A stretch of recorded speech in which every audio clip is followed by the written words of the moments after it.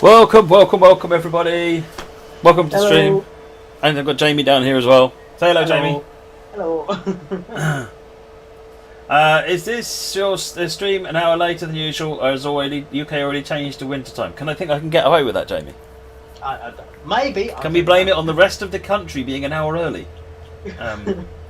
Yeah, let's go with that. No. It's I had a long sequence of we get these one days where your Windows decides it needs an update, then the game, then Steam, then your router, and it's just for crying out loud. Can we just all please stop updating so that I can get on with something, please? So yeah, it's been an eventful day. How's your update schedule been today then, Jamie? Has it been all right? Yes, it's been well. Luckily, the computer turned on first time and it was all like there. It's fine. Okay, you're just showing off now. I know, well. Oh dear. Anyway, we are looking today at the CSX Hanover Subdivision, released recently from High Iron Simulations on Steam, and hopefully the author is going to be joining us in the text chat. We had hoped to get Gary with us actually on voice, but there's situations and circumstances have foiled that. But we are not going to give up. We are going to try and get Gary onto a chat for a future. There he is. Gary is there in the chat. Hello, Gary. Thank you for joining us. So, if you've got questions for Gary, if you ask them in the chat, we'll try and we'll try and talk out the answers that Gary gives as well, so that we can share those answers and they can all be on the video for everyone to watch later on. Because of course the chat doesn't get saved with the video. Right. We are going to run, at Gary's recommendation, the West Slope climb with the SD40-3, and fingers crossed everything works at this point. You'll notice I haven't even got the green screen working today. This is the level of organisation. Actually, while it's working, we can actually try and upgrade the stream and see whether or not we get green screen even working. I was doing a stream on Friday, and my webcam and my USB ports and all the USB hubs decided they would stop working. That's good. There's just Is never... someone actually watching this from an Amtrak train? Currently on a train going through the Channel Tunnel, says Sean. You're on a wow, Eurostar. two. You're a Eurostar. Not just a normal star, you're a Eurostar. Thelonious watching this on board an Amtrak train. Which Amtrak train are you on, Thelonious? We need numbers. Yeah. Yeah, Moggy was absolutely distraught when my webcam stopped working. He didn't know what he was going to do with himself. By distraught, I mean over the moon.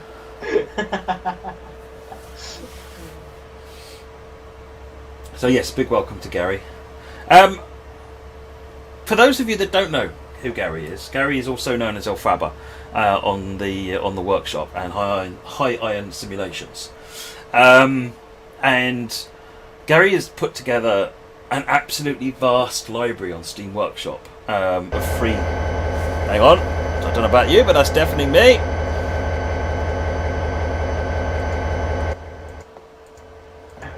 Right, let me know if that's too quiet, because I don't want to make it where you can't hear the sounds, but obviously you need to hear me and Jamie. Yeah. So yeah, Gary has put together quite a large library on stuff on Steam Workshop. Let's hold that thought. What are we doing here? Lead unit bound for Chambersburg will pull momentarily and you'll follow it into CP Town. I'm back to you in a few minutes with departure clearance. Okay. Ooh, SD40-3.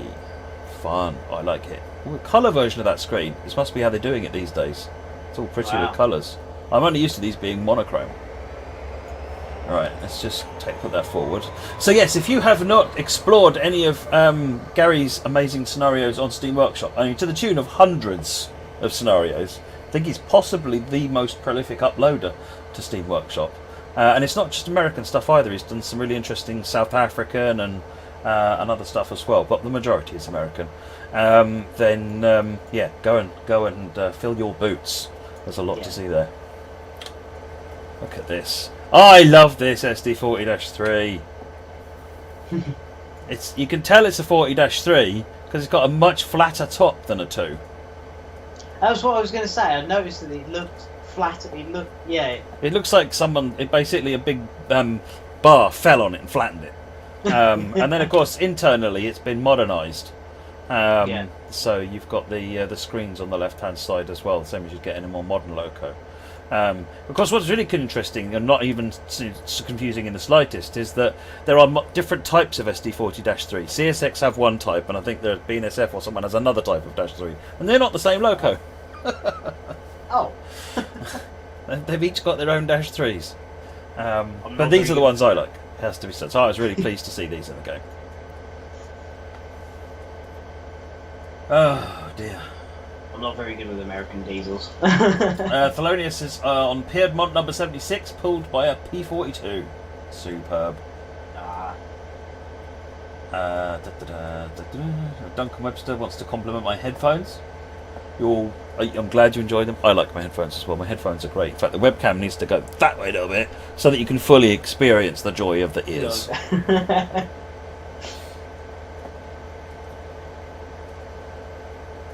at the size of this train.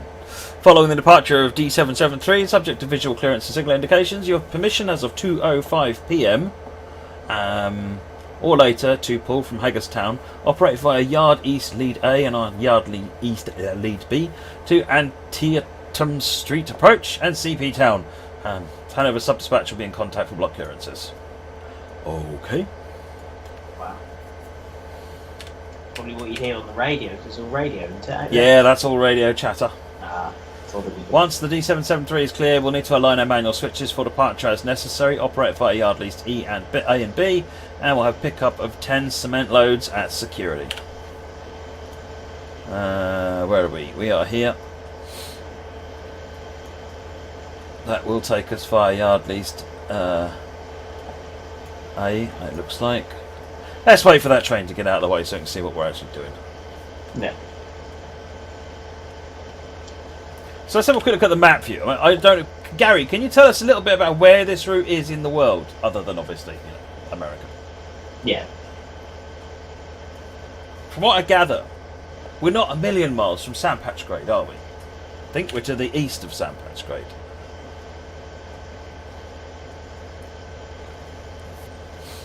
And is this on the the Cumberland Washington route, or is this off of that route to one side? Part of me, I can't remember which way round it is.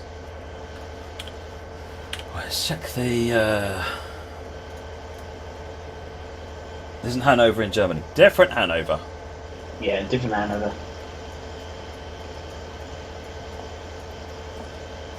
Eastern United States, Pennsylvania, Maryland, a bit east and north of the Sandpatch. There you go.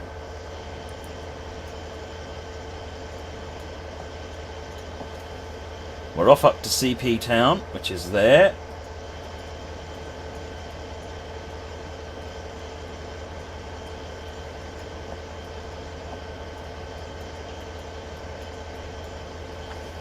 Trying to remember, Gary, did he give me permission to move, or am I waiting for another message? Because I'm not starting on a signal. And you got to change the switches first, haven't you? Done that. The route extends from Hagerstown to Hanover via the historic Gettysburg. I'm good to depart. Excellent. I thought I was, but I thought I'd double check.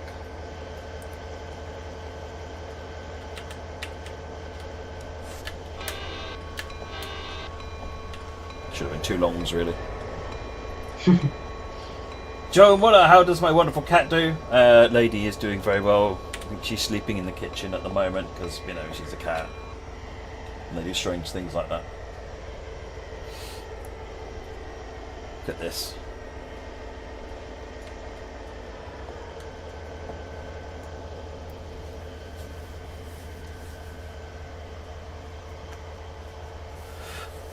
Alex, would you like to do a tutorial UK safety systems or American safety systems? I am going to do more of those tutorial streams, yes, Alex. So we'll see when we can get time to get those in. 2 longs don't make a right. Sorry, JP. Eesh. So Gary, tell us, what inspired you to make the Hanover subdivision particularly?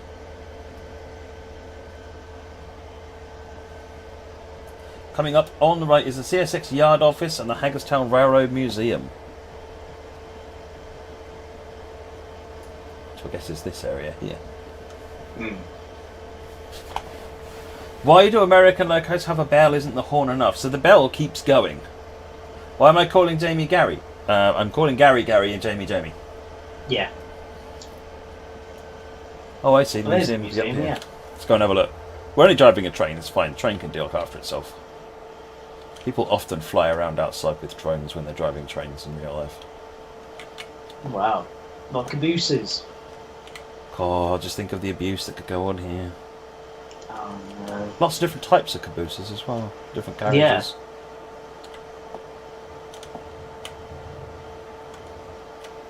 Nice.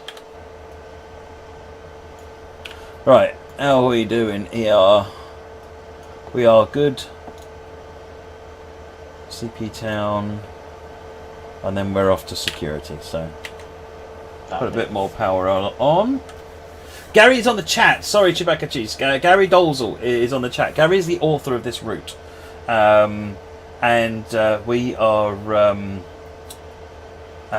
are talking with Gary while we're driving the stuff.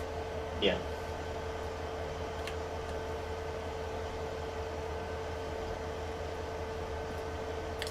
Tell you what, I'm loving the scenery.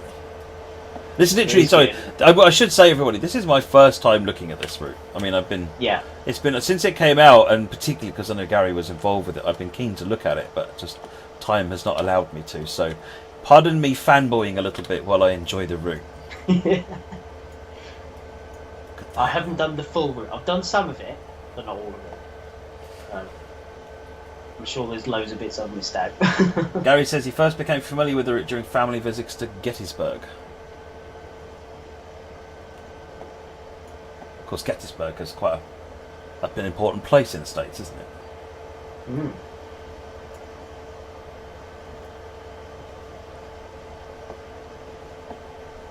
Well, Gary, what sort of era? What in the steam era? What companies used to run over it in the steam era?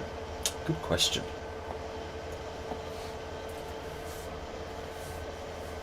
Two Shorts also survives. Win, Just a Hillbilly. You can stay.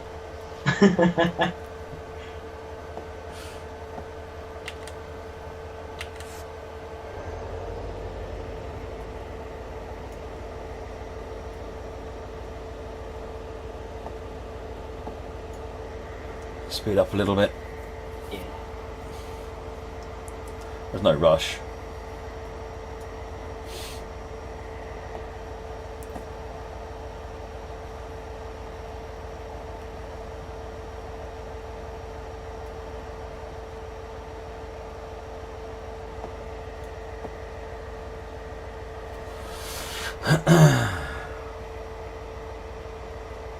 Gary says, let me be sure to mention the route was created by a team that included Michael Stefan, Rick Grout, Wayne Campbell, Paul Dolzel, and himself, Gary.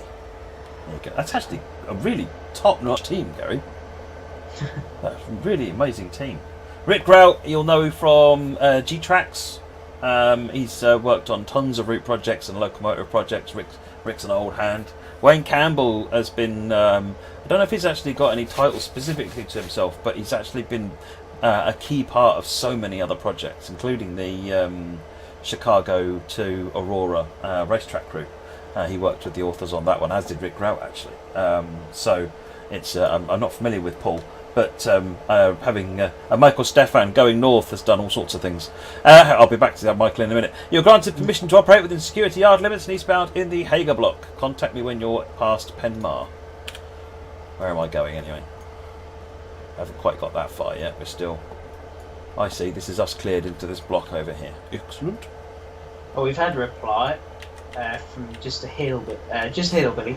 Has said, my guess on Hanover Subdivision, good old steam era, would either be Baltimore or Baltimore and Ohio, or the West Maryland. Well, there was Western Maryland GP back there, so... Yeah. In the museum. And Western Maryland's Preserve Railway is actually based out of Cumberland. Ah. So, possibly. Yeah.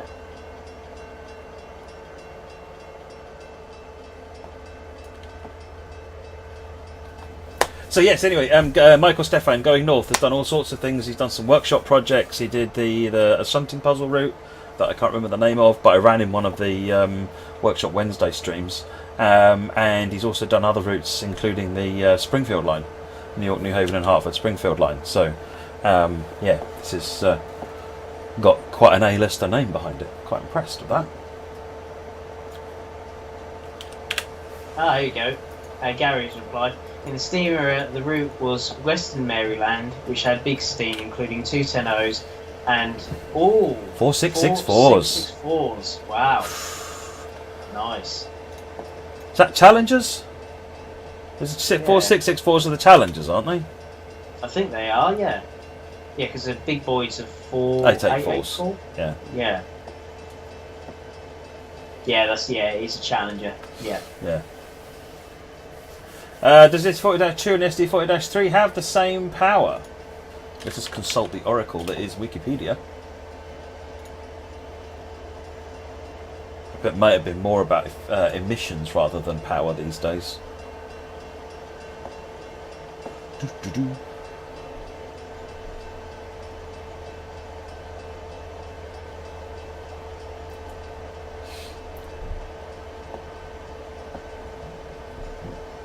Right. It looks like the major. It's mostly about modern controls, microprocessor controls, better fuel economy rather than power. The Dash 3, the Dash 3 does look like something hit the cab and flattened it. It stands out like a sore thumb. With something like one of the other operators' Dash 3s, you can't tell the difference quite so clearly, but a CSX Dash 3 stands out a mile. It's one of the reasons I like it. It is like one of those Looney Tunes scenes where you just, you get the anvil just collapses on its head and goes, dunk, American Trains Roadrunner Edition. Yeah. Yeah. I'm not going to go into any tunnels just in case. No, just in case of an anvil. Upon arrival at security, stop at security main. We'll uncouple from our full consist. Oh, JP says there's over here a question for you. Oh, in the steam era, the route. No, that was Gary's response. Sorry, JP, I can't see the question. Yeah. I'm really bad at keeping to 25 miles an hour.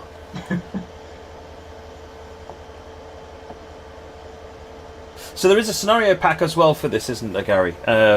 So there's a variety of different things. I mean, looking at the route, it looks like you've got a mix of switching along the line as well. There's a bunch of other facilities along the line, as well as obviously being a decent length run across it. Is this like an up-down grade, or is it just an up, or is it flat? What's the trajectory of the route up and down across the line?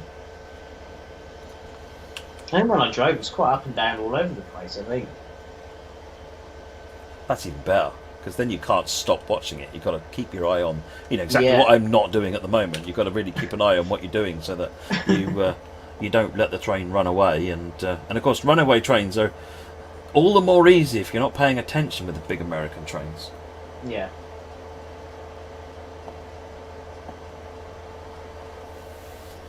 Just a hillbilly. The 210Os were actually from Russia, so the throttle was backwards compared to normal American practices. Push throttle in, steam to the cylinders, pull throttle out, cut steam off.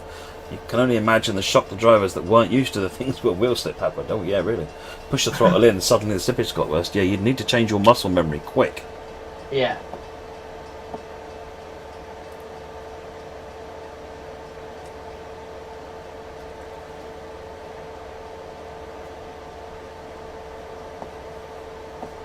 Oh, is that scenario part of CSX Hanover Subdivision Scenario Pack 1? This is one of the base pack scenarios. This scenario is D797 West Slope Climb. Right, we're coming up security main. Oi, JP, leave Kingswear out of this. We're nowhere near Kingswear. Route is very up and down, says Gary. Takes a lot of attention. In the middle of the line is the crossing of South Mountain, the Blue Ridge, which is grades of 2%. Ooh, fun.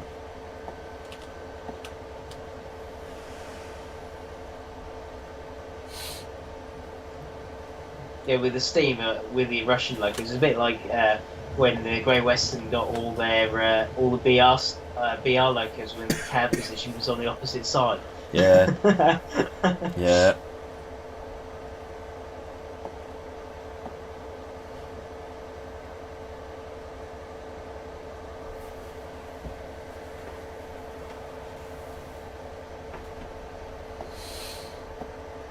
I think there was an incident with the Britannia that did that, wasn't there? There was an incident because they couldn't see the signals because of the handrails. They changed the handrails on the Britannia.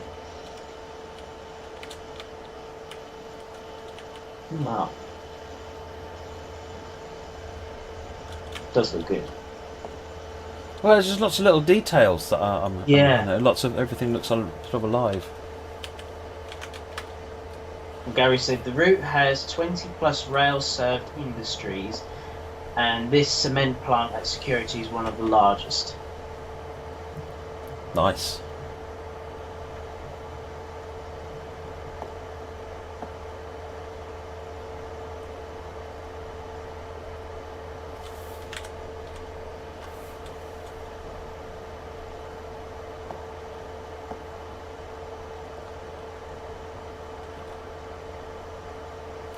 Right, let's come to a stop.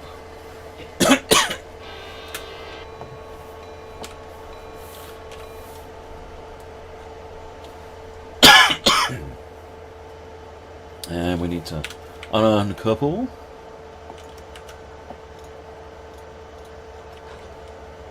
Uncouple, pull forward and stop at Cement East lead with the rear clear for the reverse move to security siding.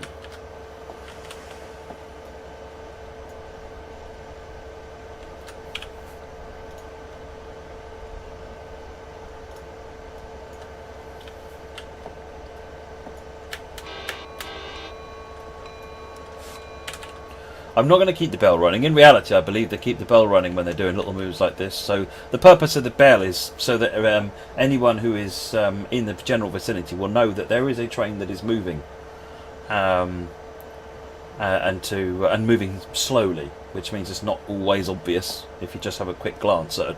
So they have the bell running to make you aware. However, having a bell running to make people aware on the stream is what's called making everyone crazy. That is true. I presume we're going to pull back into his security siding over here, get the 10 hoppers, go back to the lead, couple up to our original train, and go off to Chooseville. Glad you're enjoying the game, Leo.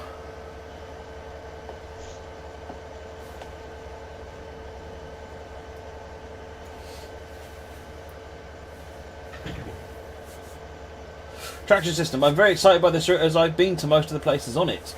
The place with all the cabooses you looked at, the Hagerstown Roundhouse Museum, which went to a lot as a kid. Oh, very good. Right, we can now reverse and couple to the 10 loaded cement hoppers.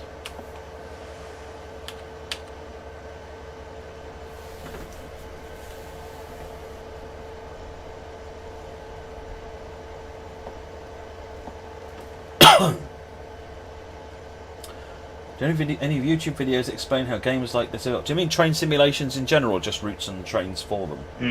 Yeah. You might find some videos of people making trains, but no, they're not commonly done.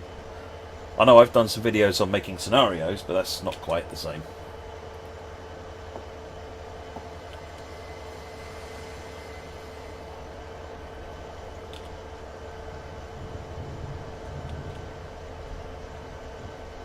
Boink. Right.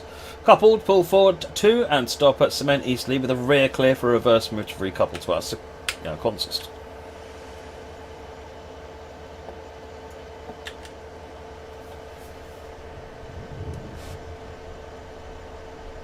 You can actually see the high difference in the cabs there. Yeah. The difference between a -2 and a -3 is amazing. This one looks like it's squinting its eyes. It's annoyed at being behind this one. Good afternoon, evening, Derek.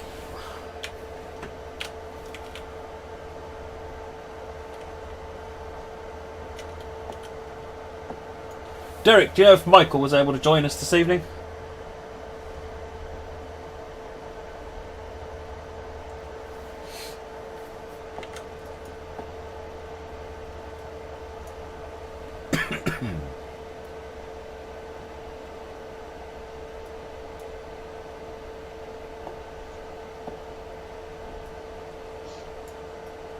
Oh, someone's asked, was the cab roof of the SD40-3 cut down for a reason? I have no idea. I don't know what the actual design goal was on that one. I don't know if Gary knows. I get as far as, ooh, that looks different.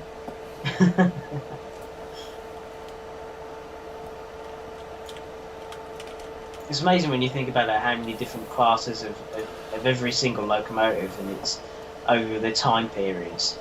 You know, whether just like either had a boiler rebuild or a cab rebuild or something like that. You know. Well, it's like the difference in the UK between a Class 170 and a Class 171. It's just a coupling. Really? Yeah. I did not know that. The southern version of it, they changed out the standard UK coupling for a Delna. Ah.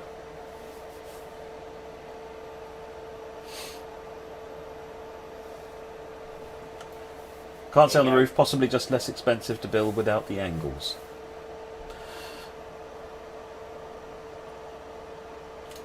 Reverse and couple to that consist.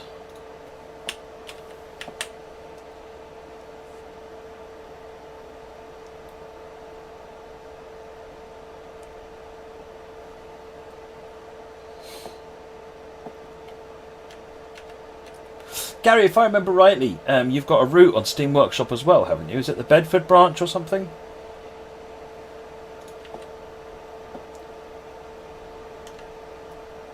Which I think was one of your first forays into route building.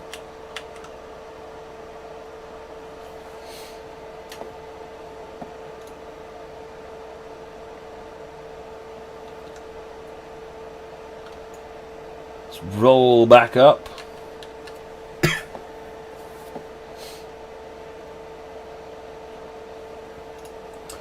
Didn't I do a video that explained how Simigraph worked?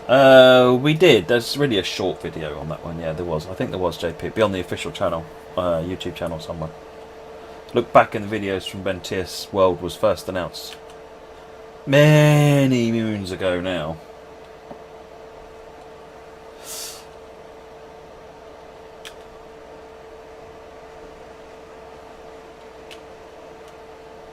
Yeah, Gary has said, yes, Bedford branch on is on workshop, and it was my learning experience.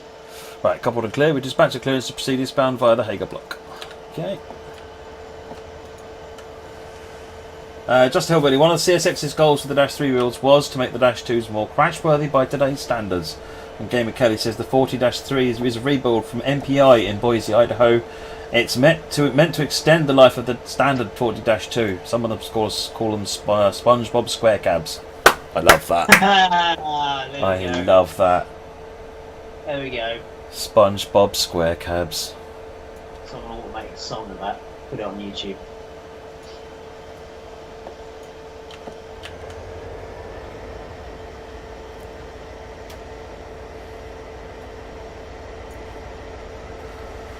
Has that route a standard TS system requirements or higher? Dominic, system requirements should be on the product pages. I'm not aware of it having any different requirements to any other route. Gary can just ping on that one if he's aware of anything different to that, but no, I'm not aware of it. If you can run TS, you should be able to run this.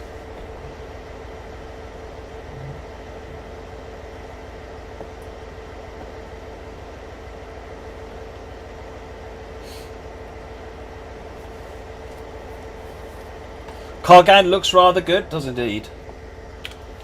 That does look, yeah. See, it's very easy to just plonk some water down and cut them and have it cut, but to actually add all the edging in makes the whole thing just look much more natural. Like this. It's really good.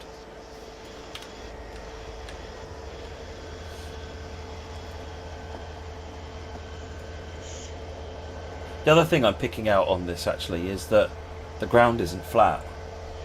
Yeah, if you look over at that field, there's 3D detail on this ground as well. Yeah, I see what you mean. The ground isn't flat. This is. No. Yeah. You can actually notice it's an embankment. You know.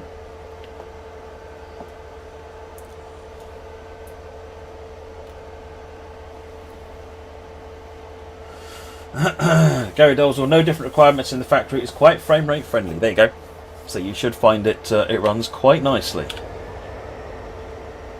So we are now heading off that away. Go via Chooseville 2 miles. We can speed up a bit to 25.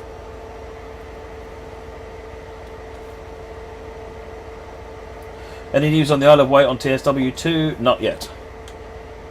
There will be news when there is news, and you'll see it in the usual news places for news. Yeah. How do you access the stationary camera on PS4? You either need to use the classic controls, or you need to plug a keyboard in and press A. Michael Spencer. The immersion controller doesn't have that anymore. It's there, like I said. If you go to classic controls, it's there, but it's not in the immersion controller.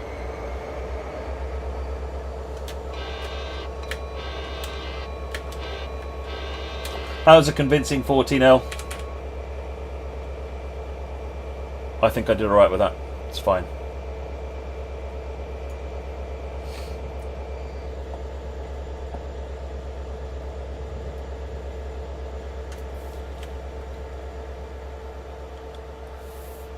This is really screenshot worthy route. Just every view is a screenshot, isn't it?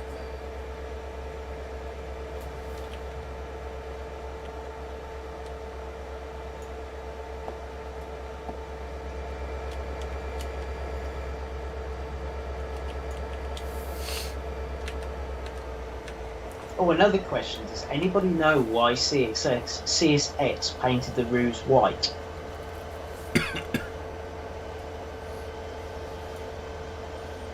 Interesting. I do not know that one. Interesting.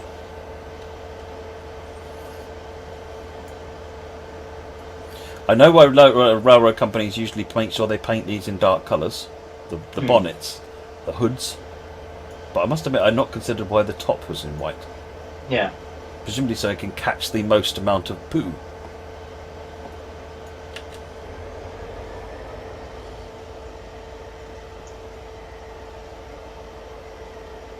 We just entered the Hager block. The route is not signalled and trains are governed by ATC Block Authority. So is this a little bit like Alaskan system then? They're just what they call DTC.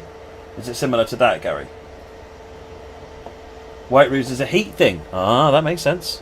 Yeah. Yeah, that would make it reflective, wouldn't it? Yeah. I'm not paying attention, and of course we've slowed right down. Ah. So that answers my question about do you need to pay attention when driving this route? Answer, duh. Yeah.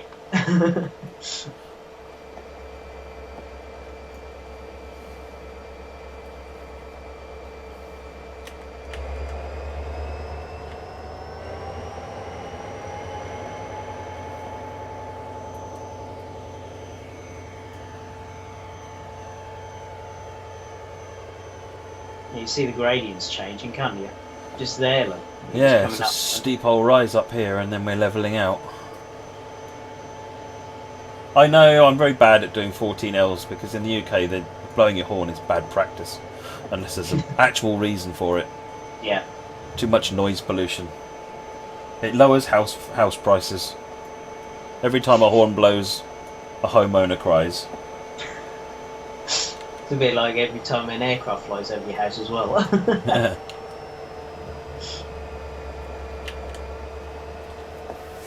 How do you create scenarios on this, and is it difficult? You use the built-in tools, Paul, and it is easy to make something. It is difficult to make something brilliant. There are tutorials on the web. Right, should we go for a 14L? We're going slow enough that I can pretty much do it on top of the crossing, but...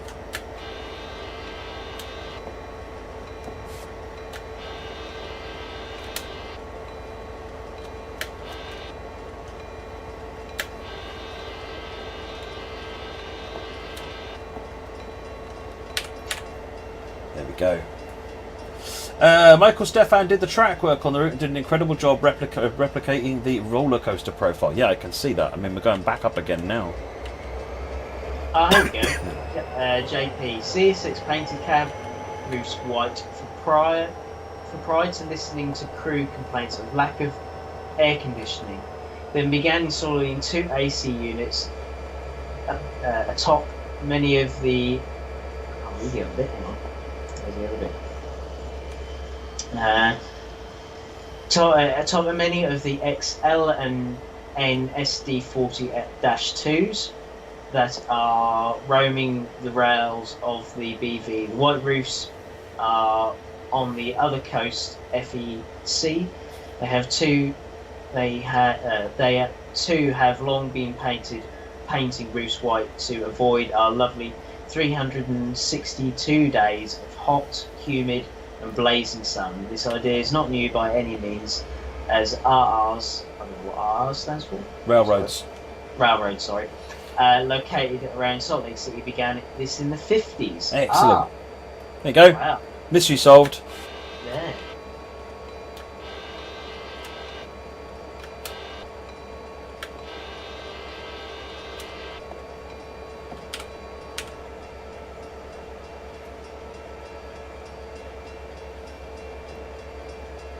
It's because in the UK, most of the locomotives have white roofs for royalty, so significant. You know it's a royal engine if it's got a white roof.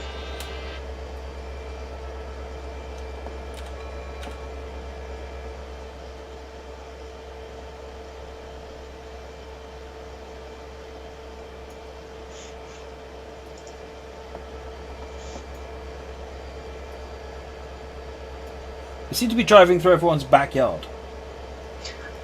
I'm fine with that. Imagine doing that, just living in the house there. See, I would like to live in that house. My wife might not.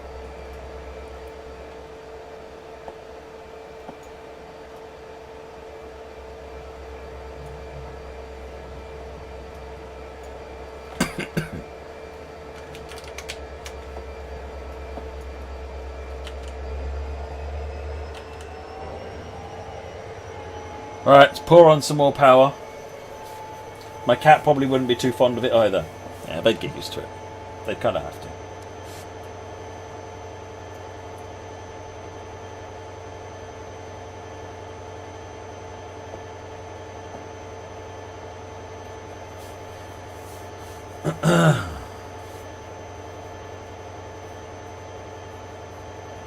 CSX is a combination of Chessie, the Seaboard, the oldest Chessie and Seaboard railways, and that's what the C and TS stand for in CSX.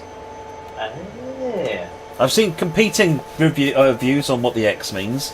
One of them was that it means express or something cornily horrible like that, and the other one was that they didn't want to put Chessie Seaboard in the name. They had to call it something, but they didn't want to lose it either, so they went for CS. And the railroad, they wanted three letters on the railroad. And so they just stuck an X there, meaning wild card. Something will go here at some point, and then it stuck. Was the other thing that I can't remember what. I think that might have been on trains.com that I read that article. But yeah, basically Chessie and Seaboard are the important bits on that.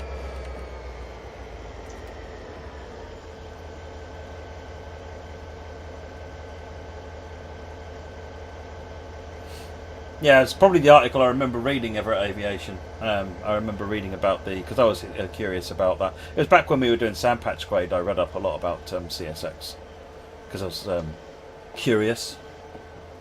Because of gradient again, look at that.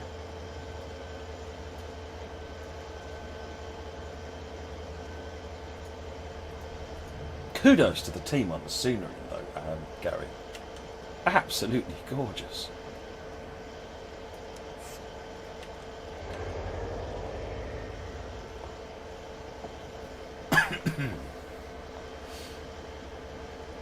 Shouldn't paint so fast, Cena. That is a funny story. Probably wasn't funny at the time. Do you know the story, the history of Shouldn't Paint So Fast? No, I don't know. So they got the Southern Pacific and you've got the Santa Fe, and for a while there they wanted to merge, and so they started merging, and they were going to call themselves the SPSF, and basically before it had all got legally approved, they decided to start repainting all of their trains. They were so excited, so they had this sort of like a yellow and red paint scheme. And the idea was that if you imagine the side of this train here, you'd have SPSF, right? Right. And what they would do is the Southern Pacific trains put SP on the back, and the Santa Fe trains put SF on the front, so that when the merger finally went through, they could just put in the missing bit and complete the picture of the livery, so they could get the liveries done right now. And of course, having repainted a chunk of their fleet, I think it was the Monopolies Commission said that they rejected it and prevented the merger from happening. So hence everyone calls it the "shouldn't paint so fast" livery. Aye. Wow. Blimey. Well, yeah, they say you learn something new every day. I've learned something new. American railroad history is absolutely fascinating in terms of the way that things when they merge. Because I spent a while researching exactly how things worked their way back from the big seven at the moment, and all the way back to like the 1800s, and trying to work out the potted history of them. And some of them have got really clean advancements, but then you've got Union Pacific has got a really potted history of this, that, and every other thing happening with it. At one point, I think it was Union Pacific, they merged and then they split up again, and some other stuff.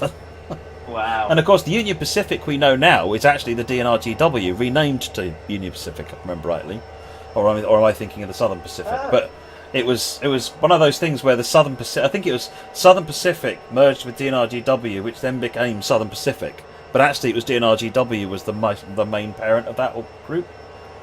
There's all sorts of really weird things in the sort of the history of it. It's fascinating, actually, absolutely fascinating. It's very different. I've never, because it seems as if, because obviously our rail networks in the UK is quite interesting because really it hasn't.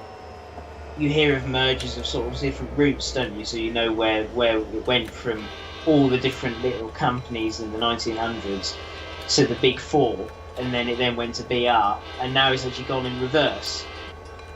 But obviously, it's strange. British Railways are just strange, I think. No, basically. we are, yeah. Especially no more strange than now. That's a long way up there. Oh, so it's going to become even more stranger now. They've cancelled all the franchises. Yeah. Franchises, yeah. So it's going to be interesting to see what happens.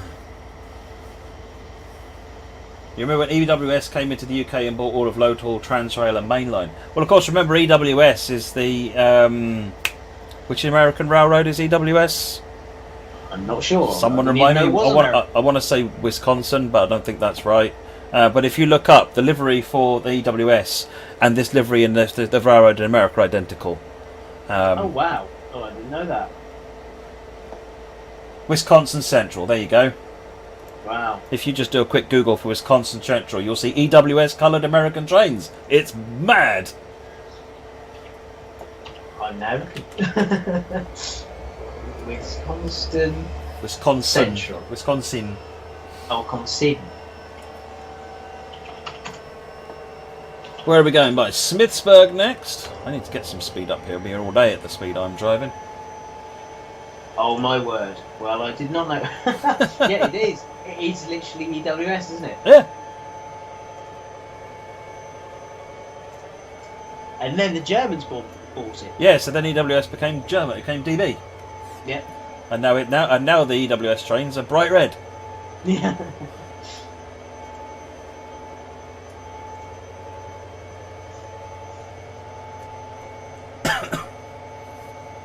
Now DB red confuses everyone. Yeah, really. Does Union Pacific exist nowadays? Yes, it does, Alex. It's one of the big 7 Class 1s. Very much exists. So the Big 7, is that like the last remaining companies in America, or is that... They're the Class 1 railroads. There are other railroads that exist as Class 2s and Class 3s, but the Big 7 are the Class 1s. Test my memory here now. Union Pacific, BNSF, Kansas City Southern, CSX, Norfolk Southern, and I've lost count of how many I've said. Norfolk Southern, I said Norfolk Southern. Because you've got Norfolk Southern and CSX on the eastern seaboard, BNSF and Union Pacific on the western. You've got Kansas City Central on the south, Canadian National and Canadian Pacific on the north in Canada.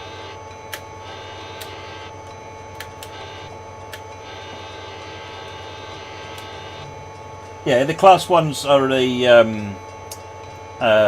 the freight railroads. Yeah, so Amtrak is classified differently, I think.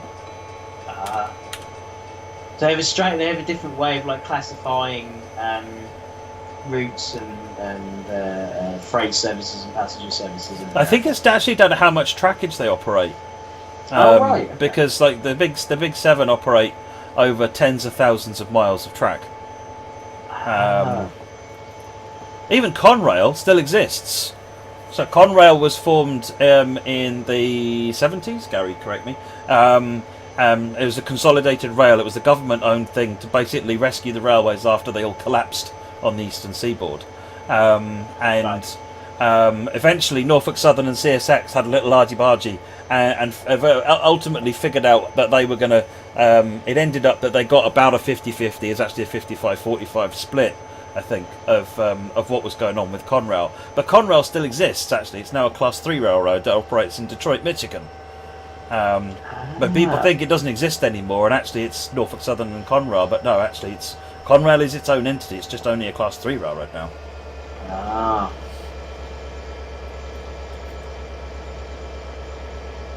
Well, yes, because Norfolk Southern was wasn't that a merger as well? Because it would have been Norfolk and Western. Norfolk and Western and Southern, yes, it was. Yeah, yes. All American railroads are mergers.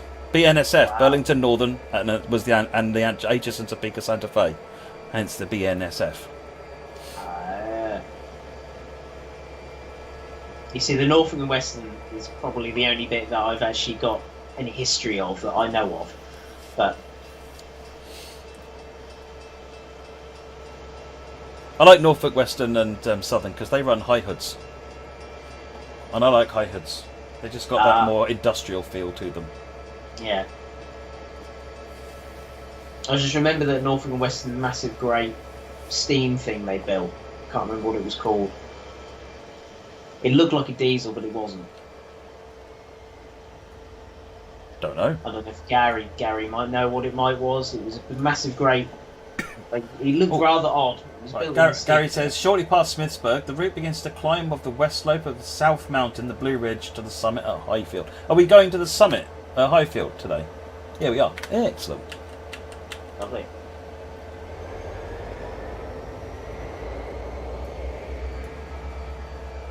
Yes, it might be the big steam turbine thing. That's the thing. I don't know whether it was a steam turbine.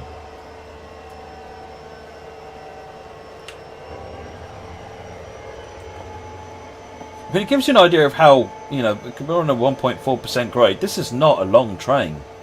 And it's not like this train is breezing up this hill either. We're in about notch 6.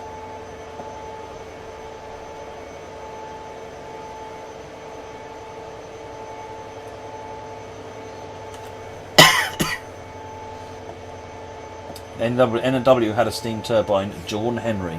That's the one. John Henry. Yeah, that is the one. That was the one I'm thinking of. What's this area famous for, Gary? Is it famous for art, for crops? Is it famous for people? What if this area that we're in right now, what do people know it for? Or the general area of the route. I guess other than Gettysburg, everyone knows what Gettysburg is about, but I could probably imagine the Blue Ridge has got somebody, probably the mountains maybe. Yeah. Can you open the front door on Sandpatch Grade on the AC4400? You can, yes. That's on Train Sim World, but not on this. I don't think there is an AC4400 in this, if I remember rightly. Longest train I counted, because I counted them all, but the longest one I saw was 181 wagons pulled by 7 SD40s, Laws on People have said. Wow. 181. Must have had to wait there a long while. It's quite an impressive feat to have not lost count. Yes. It's known as Pennsylvania Dutch countryside, which was populated largely by German immigrants, and is superb farmland and orchard country. Yeah, you can tell it looks very much like that. Yeah.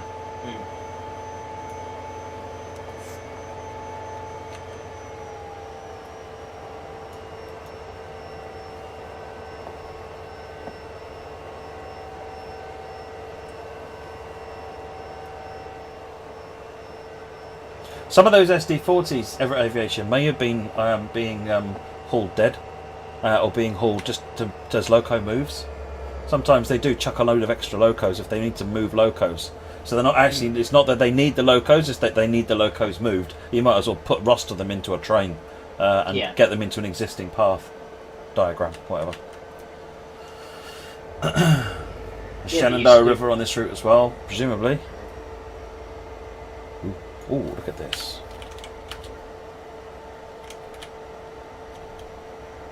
That does look good.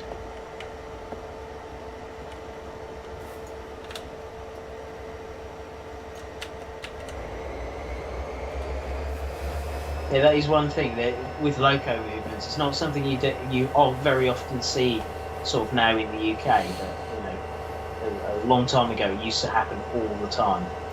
That trestle we just crossed apparently is the Raven Rock Trestle. Ah.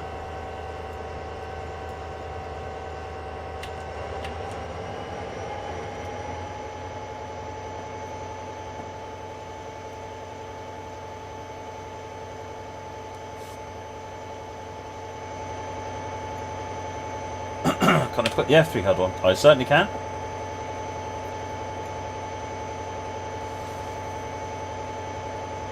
Just the hillbillies, but multiple railroads had steam turbines, and they all failed. Closest of any of them came to success with PRRS2, and that had a problem with its fires getting too hot. Getting too hot at low speeds. It literally melted stay bolts. Nice. Oh, well, UP had a pair back in 1939, but they were satisfied with them. So they sent them back to Great Northern. And then, General Electric, that would be. General Electric. And they were just subsequently scrapped after the Great Northern tried them and didn't like them. Ah.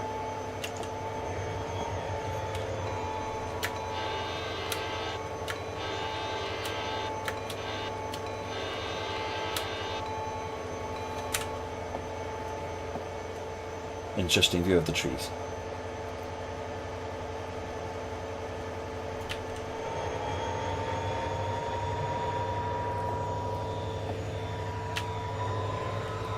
Let's hit run 8.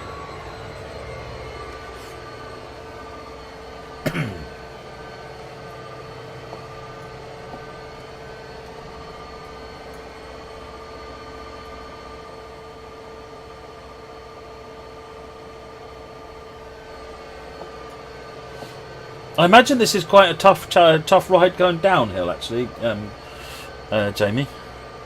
Yeah, I'd imagine so. Looking at the gradients and things, you'd have to keep an eye on it because obviously you've got all the weight. I mean, it'll be a ride like the engine, but anything with weight behind you. I mean, for me, one of my favourite things about American routes is descending grades. Put a heavy load on the train, compromise the grip on the track a bit. And then go down the hill, and it's all about that careful management of your air and your dynamic brakes, and it requires so much concentration because it's so difficult to fix it if you get it wrong. It's not like the German routes where you use like e-brakes. I mean, that's quite fun when you sort of come down the gradients on the erosion route and things like that when you were doing exactly. It's the same sort of idea as that. It's just that with the weight of these trains and the gradients, you can't just use the e-brake. You've got to use the air brake as well. So you end up having to try and find this balance. And of course, if you find the dynamic brake isn't coping, then any change you make to the air brakes is going to take a while to actually take effect because it's got to go down the entire length of the train. So it's almost that, in fact, it very much is when you're driving American trains. Once you realise that it's time to make a change, it's too late. You should have already been making that change. Wow. Yeah, you need to predict when you're going to, know that I'm going to need this to do it. Get the change underway. A couple of 3 minutes later, it will have actually taken effect. Otherwise, you end up doing this sawtooth with your speeds, constantly overcorrecting. And you can't really do that with air brakes because you run out of air. And you don't want to run out of air. No. Is that probably why there's a lot of stories of like derailments and sort of like a couple of detachments and things like that because of what maybe drivers haven't quite got it right? Oh, in the earlier days, these days they've got a separate reservoir in the. They added a separate reservoir into all of the braking systems called the emergency res, which is there purely for And if you put the emergency brakes on, regardless of what the rest of the train's doing for its air brakes, it will dump the emergency res and use that to stop the train. But before they had emergency reservoirs, if you ran out of air because you were applying and releasing, that was it. You had no brakes. Wow. You know. So Gary said something a bit earlier on. Steam days, both the east and west slope of the South Mountain were helper grades. Wow.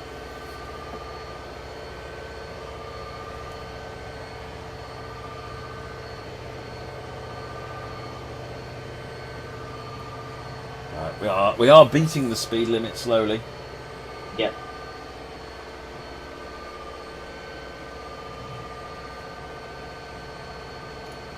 Paul Wilkinson, you've done Sandpatch and been able to control it without issue? Yeah, to be fair, the experience on Sandpatch is relatively tame. Because it's got to be something everyone can do. But if you were to make it 100 wagons, then it becomes a lot harder.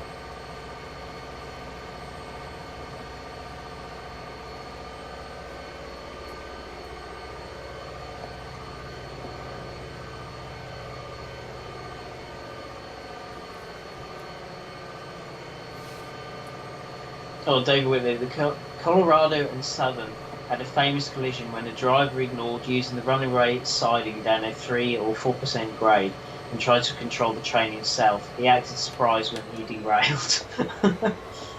Wow.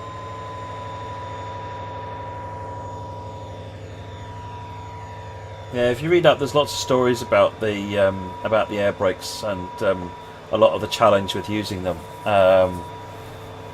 Yeah, it is. Someone said I thought air brakes worked if you release the air, they would clamp down, not release. And yeah, that is how they work. But it's kind of, so. For example, if you get a separation, so that the let's say for example, there's the brake hose here snapped, then what would happen is the brake pipe vents. And because the brake pipe goes down, the triple valve then says, you want brakes, and dumps the brakes from the service reservoir into the brake cylinder, which causes the thing to stop. Right. The problem is, having done that, you've now got nothing in the service reservoir. So when you release the brakes, and you've got nothing in the brake pipe, so you reattach the pipe, release the brakes, and at a certain point, I can't remember exactly the sequence, it's been ages since I looked at this, you can get to where the brake cylinder gets vented before you've got air in the service reservoir. So you can get into with this sequence through the triple valve. That means you can get to where you haven't got air in the brake pipe, or you haven't got enough air in the brake pipe, or it's too low, because anything below 65 psi is not going to help you. And you've not got air in the service reservoir to push into the brake cylinder. Yeah, there is an expression for it, but I won't say it on the expression because it's a railroader's expression, so it's appropriately colourful. But let's just calling it running out of air.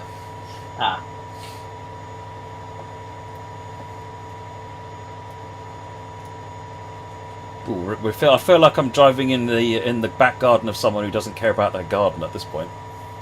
So my back garden, basically.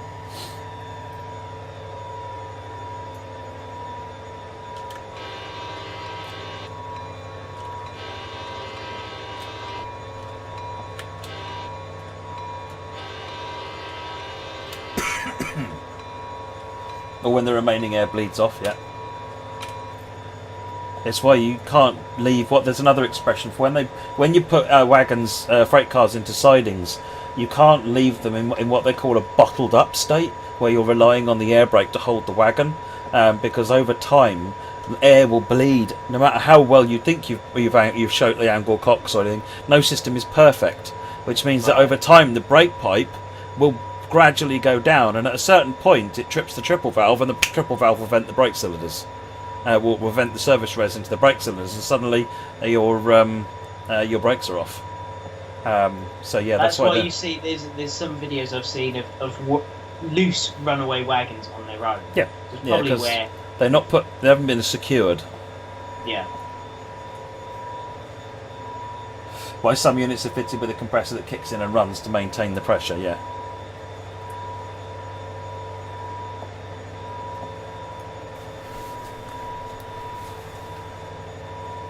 That's why it's this whole element of the brakes that for me are the exciting bit of because back when I started, you know, with Dovetail, Simulator.com as it was then, and prior to then when I just played lots of train sims anyway as a hobby, I never really got why driving at 25 miles an hour round a single track was exciting.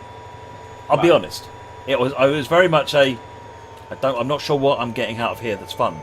But then having spoken to a lot of people, because I was like, I need to understand this, just for, you know, being part of Dovetail, I need to understand this. I spent a lot of time, very gratefully, talking to a bunch of American enthusiasts, and really came to some of it is just American trains are big, powerful, impressive things, and it's just controlling that machinery is sort of the fun of it. Some of it is the scenery. I mean, you go through some of these, you know, unlike in a lot of places in the world, certainly that you and I would be familiar with, you're driving through the back-end wilderness of places in a lot of cases. Railroads connect places through voids, you know, whether they're going through deserts or mountains or anything like that. So that's really interesting. But operationally, it's coming down a hill.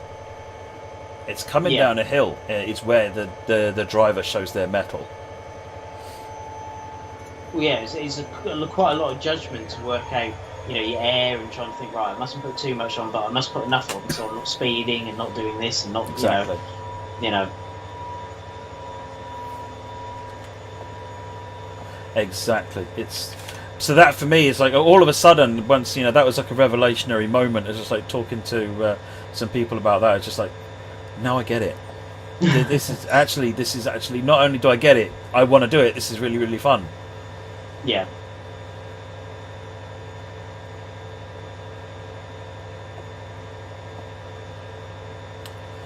Going via Penmar. Gary, I do apologise if I'm missing anything you're saying. Please say it again if I'm sitting here, because I'm sitting here gassing away and I'm chatting to the game, and I'm not aware if I've missed anything. So I'm enjoying the scenery, to be honest. It's just gorgeous.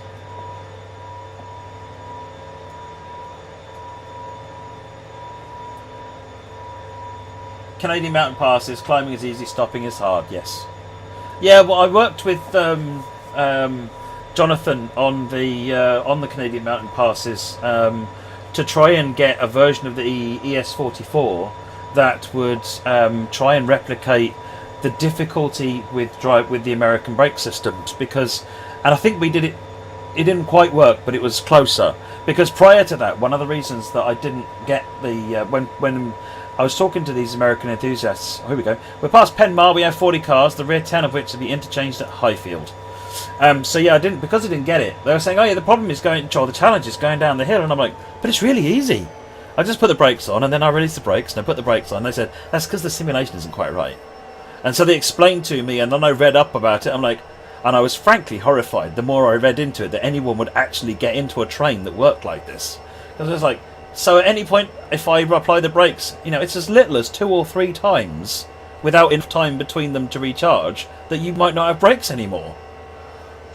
And I'm like, okay. So I worked with Jonathan and some of the people internally to code some new stuff into the ES44 to see if we could capture that. And it does make it a lot more challenging. Right, drop your interchange cut on the Vista passing siding, then proceed to and stop at Highfield passing siding E. D795 is running late, probably like me. You'll have time to wait before swapping cars. Right, we are going to Vista passing siding W. Let me just check on the map where we are and what we're doing. We're coming in here. We're dropping off in here, so we'll go all the way into here and we'll drop off, and then we will pull forward to there.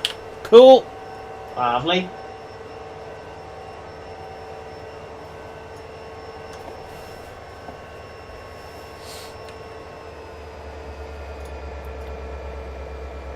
We've arrived somewhere, that's for sure. Yep. The scenery tells me we've arrived. We'll spot and uncouple from our rear 10 cars at the Vista passing siding centre.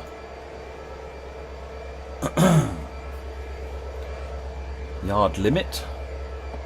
I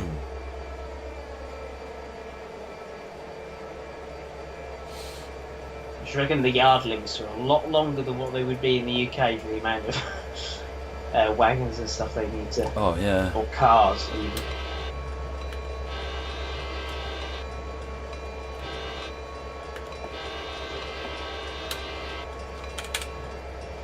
And I should think the flashing lights at the front is a recent thing. Gary, how long have ditch lights, crossing lights, sorry, been around? Because that's the other confusing thing is people call these ditch lights, but actually, ditch lights are the static ones, and they shine down, strangely enough, into the ditches, and then they become crossing lights when they're flashing because they're there for letting people know you're there when you're at a crossing. Technically, I think they're almost always the same lights, but I've seen when I was researching on these as well, trying to find out how they worked. It was you see ditch lights referred to the static ones and crossing lights are the blinky ones. And again, not all railroads do that. Union Pacific doesn't do it.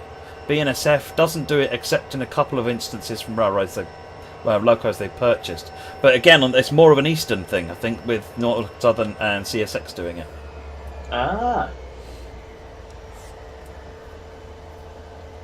Has the chat died? I've not seen anything come in a while. No, someone's asked what is the maximum amount of cars the British freight can pull. So, depends on the class of locomotive. I'm not entirely sure of a Class 66 off the top of my head. I know BR Standard 9F, which is a 210 steam locomotive, can pull about, I think the record is about just over 1,000 tonnes, I think, isn't it? I can't remember what Black Prince ran the train at, I can't remember. Let me type it in, I'll find out.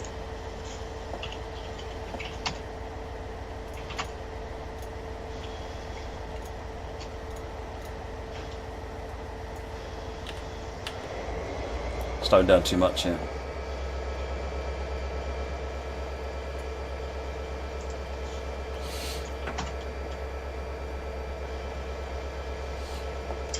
Black Prince, which is a 9F, hauled a train of 2,178 tonnes. Wow! In British standards, that's heavy. Yeah.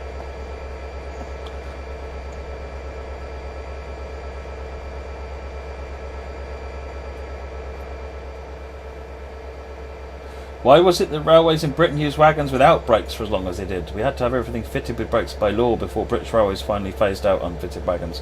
I don't know the history behind that. I'm going to go ahead and assume it's cost. Yeah, I don't know. We've operated for this long without wagon brakes. We can operate a bit longer. Yeah. As with all things, I mean, in a lot of things, sadly, with the railways, in a lot of cases, safety and it's accidents that are what are the main motivators for change.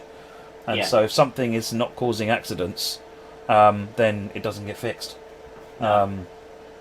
I think it's only in more modern times we've tried to predict accidents and try and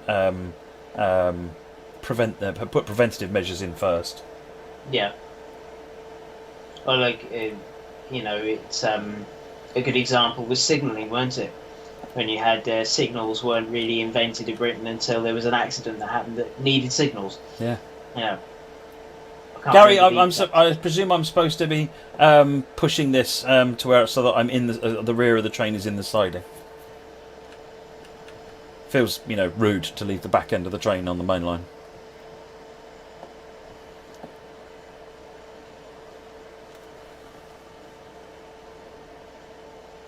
End of train is on sidings. Yeah, okay, gotcha. Is end of siding centre this?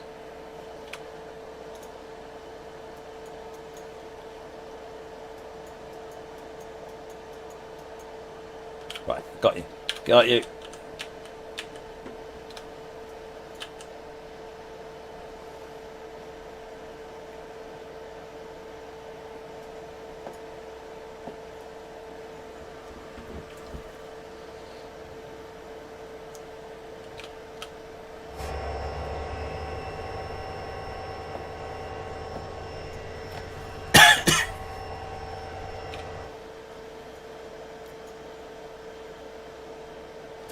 Gary, so Into the Dragon asks, what happens to these cars once you leave them in the siding? So what would happen next? Because this is the end of this scenario, isn't it? Just about.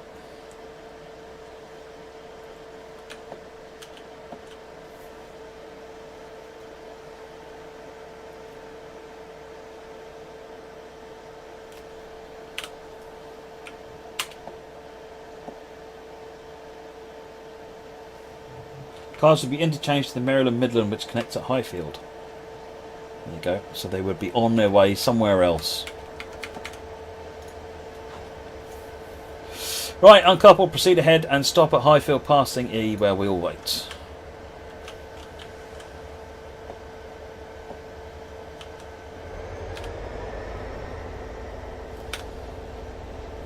Oh, I said the rear 10 cars. Ah. I did say I went on. I thought, ooh. I was just seeing if anyone else was watching. I wasn't. You've all failed my little test. My other little test of seeing if you'd realised I hadn't put it into the into reverse.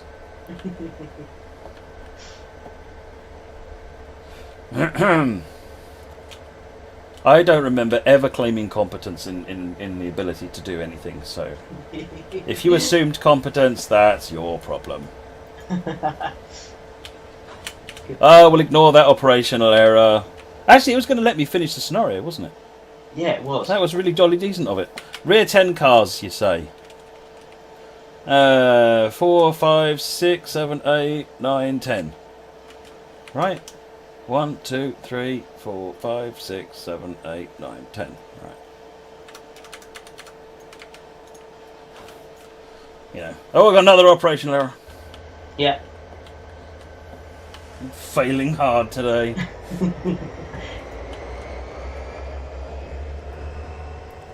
And another one. That's because it recoupled. Oh, game. Oh, game.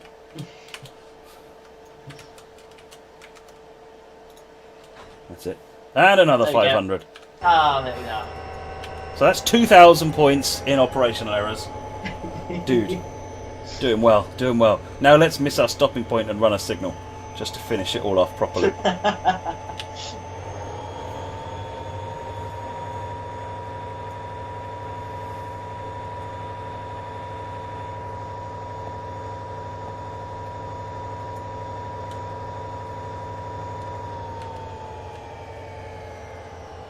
You were so close. I know! I know! That's the problem. I'm not paying attention. And watching me stream Train Sim is basically should be given as a an educational message to tell everybody not to. You know, it's like drinking and driving. You know, I'm the poster child for concentrating on what you're doing and what happens if you don't concentrate on what you're doing. Yeah. Bad things happen. Nothing to lose anymore. Exactly, David. Exactly. I'm still going to enjoy the scenery, though. This is fantastic. Where have we got to on the route? So we have driven from the end to about there. So about half. We've done the western half of the route, just about.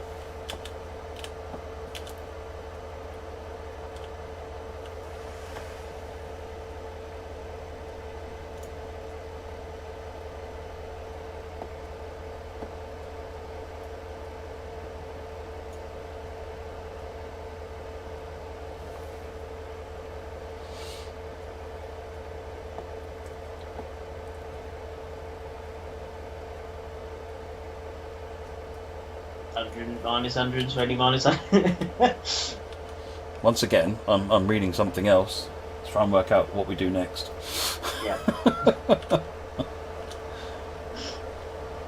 And suddenly we're going downhill. I guess that's what happens when you reach the top, isn't it, really? Yeah. It's all downhill from there. It's like putting me in the driving seat. It's all downhill from there.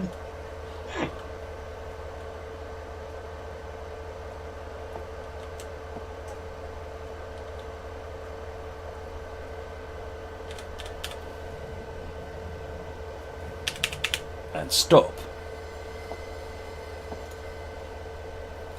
We're at the summit of the line, says Gary. From here the line drops down a 2% grade which features 2 horseshoes and Jack's Mountain Tunnel.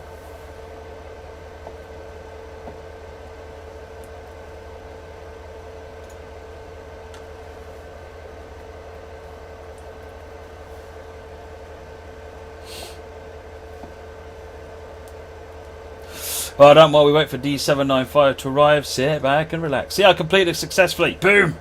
Boom. Ignore the score. Ignore the score. Let's pretend that minus doesn't exist, in which case I did outstandingly well. Yeah.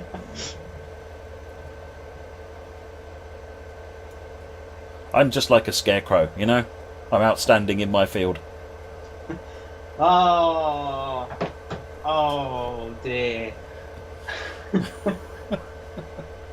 We'll just have to, us two will just have to become the puninators or something like that, you know. Are you going to end? Or are we going to sit here and look at the game? Oh dear, oh dear. Right, okay. I think we're going to leave it there, folks. We will try and do some more Hanover. Had we started a sensible time, we could have done. I think I'd like to have done another scenario, but we're at 20 past 10 now. So, well, let's do some more in the future as soon as possible. Oh look, the tumbleweed, just weed. Thank you very much, Jake. Colourful, that colourful response. But yeah, so this is the CSX Hanover Subdivision, which you can find now on Steam, developed by Gary Dolezal, Rick Rout, Michael Stefan, Paul Dolezal, Wayne Campbell, and I can't remember if there's anybody else involved. If I forgot, Gary will correct me on the chat. So, a brilliant route. It comes with a range of trains, including the SD40-3 that we just saw there. If I pop back to career here, then you should be able to see... Go on, anytime now. Anytime now. I think it comes with SD43, SD42, Dash 8 for CW. Is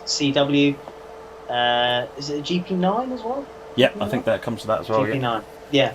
So there's a decent, nice selection of rolling stock on there, and as you can see, quite a challenging route to drive with some beautiful visuals. So, I hope you enjoyed that. Apologies once again for the late start, and we'll see you on the next stream, which is, when's the next stream? That is Monday the next stream? Let me have a look. Or is it a Tuesday week? It might be a Tuesday week, actually.